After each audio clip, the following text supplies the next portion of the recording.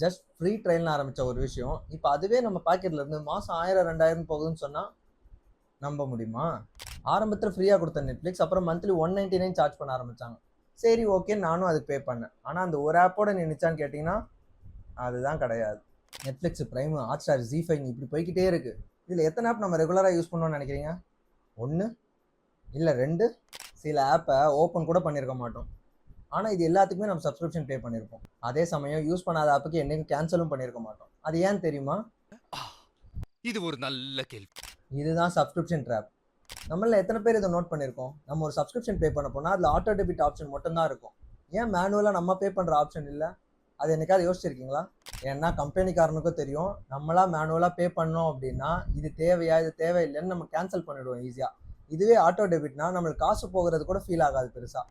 இப்போ நான் சொல்றதை மட்டும் ட்ரை பண்ணி பாருங்க. ஒரு 2 மினிட்ஸ் தான் டைம் ஆகும். உடனே உங்க ஃபோன் எடுங்க. ஆண்ட்ராய்டு இருந்தா பிளே ஸ்டோர் போங்க, ஐபோன் இருந்தா ஆப் ஸ்டோர் போங்க. உங்க ப்ரொஃபைலை சூஸ் பண்ணிக்கங்க.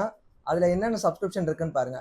இதுல எது உங்களுக்கு தேவையோ அந்த 1ஓ 2ஓ மட்டும் வச்சுக்கிட்டு மற்ற எல்லா சப்ஸ்கிரிப்ஷனும் இன்னைக்கே கேன்சல் பண்ணுங்க. முடிஞ்சா அந்த ஆப்பையே அன்இன்ஸ்டால் பண்ணிடுங்க.